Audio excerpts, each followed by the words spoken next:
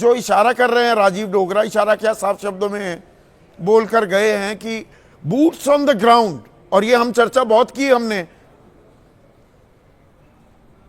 मार्च और अप्रैल में, boots on the ground के लिए तैयार हो रहा है क्या अमेरिका? फाइनल असॉल्ट के लिए ये तैयारी है? बिल्कुल नहीं। अमेरिका के पास वो बूट्स ऑन द ग्राउंड है नहीं जो चाहिए। देखिए, मैं आपको सीधी मिलिट्री कैलकुलेशन बता दूं। जब अमेरिका ने हमला किया था इराक के ऊपर 1991 में, gulf war 1, 750,000 troops, 7.5 lakh boots on the ground डालने पड़े थे।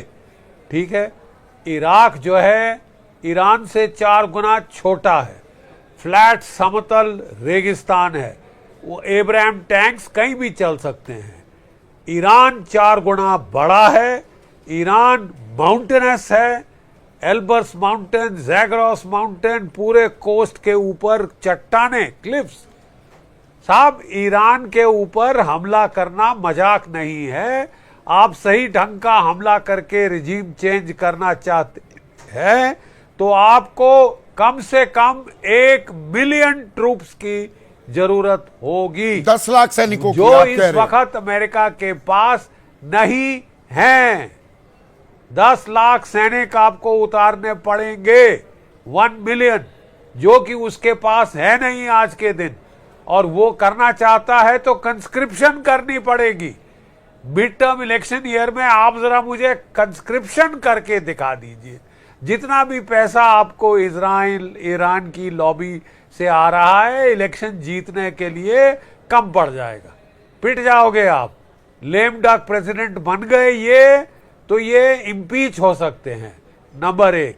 नंबर 2, इन्होंने ये सीज फायर कराया क्यों था? सीज फायर इसलिए करा था कि एक्सॉन मोबिल, शेवरॉन, तमाम ऑयल कंपनीज के सीईओ जो अमेरिका में थे, वो डोनाल्ड ट्रंप के पास गए और बोले, मेरे आका, अभी तक हम लोग बच गए हैं क्योंकि हमारे जो स्ट्रेटेजिक पेट्रोलियम रिजर्व्स थे, एसपीआर, उनमें से खर्चा करना शुरू कर दिया था। अब दुनिया के स्ट्रेटेजिक पेट्रोलियम रिजर्व खात्मे पे आ रहे हैं, उनको रिप्लेनिश करना अनिवार्य होगा। और जब उनको रिप्लेनिश करने की कोशिश सारे देश करेंगे, चीन का 40% एसपीआर खत्म हो गया, तो तेल की कीमतें आसमान पे पहुंच जाएंगी। $150 से लेके $200 प्रति बैरल। दुनिया की इकॉनमी में रही सही जो कुछ रह गई है उसका भट्टा बैठ जाएगा। शामिल American economy, European, Asian economy, Bharat की इकॉनमी, अमेरिका की इकॉनमी, भट्टा बैठ जाएगा साहब। तो ये भट्टा, अब ये भट्टा बिठाने पर आमादा हो गए हैं क्या डोनाल्ड ट्रंप भी? और ये ईरान को, ये बिल्कुल आमादा हो गए हैं। ईरान को हमला करने की क्या जरूरत थी? इस बार ईरान ने लड़ाई छेड़ी है क्या, जैसा वेस्ट मीडिया बताने की कोशिश कर रहा है? देखिए, ईरान ने नहीं, हाँ, वो मीडिया तो कह रहा है, लेकिन जरा एक चीज सुन लीजिए।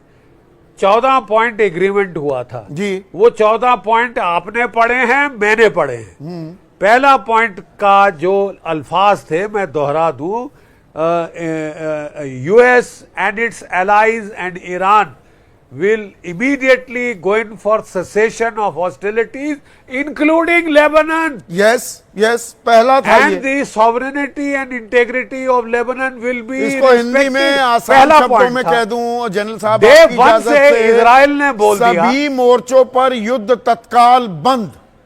ये पहली लाइन थी उस मसौदे की, बंद होगा, जिसमें कहा शामिल लेबनान। यस, हाँ, मतलब अगर कोई डाउट रह गया है तो शामिल लेबनान, ये कहा कि ये लिखा गया है। तो आपको अगर चलना नहीं था इस पे, आपने साइन क्यों किया?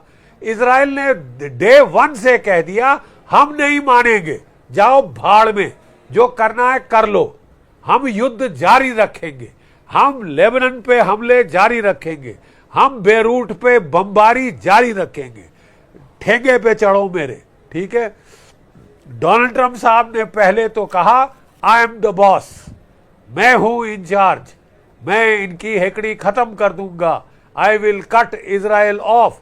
अरे साहब, इजराइल की लॉबी, ज़ायनिस्ट लॉबी ने इनको इनकी औकात दिखा दी है और ये घुटनों पे आ कोई गए हैं और कमजोर लड़ाई नब्ज शुरू कर भी रहे है, हैं। नस है, हम ठीक है लगातार साहब, बात क्योंकि करते हैं, पैसे उसमें खाए एप्स्टीन हैं। फाइल भी है, कुछ कमजोर ऐसा है। 3 नब्ज दिन से एप्स्टीन की है, नेतन्याहू चुप बैठे हैं। एप्स्टीन जनरल की साहब, फाइल है। ये क्या इजराइल ने कोई नस दबाई कि फिर से युद्ध में कूद पड़े डोनाल्ड ट्रंप?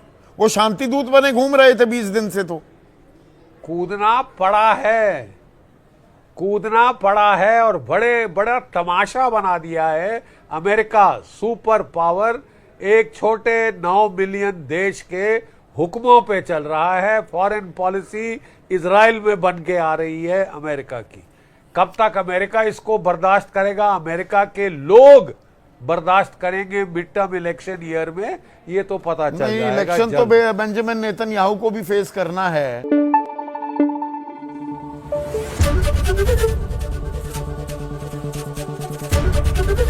एबीपी न्यूज आपको रखे आगे।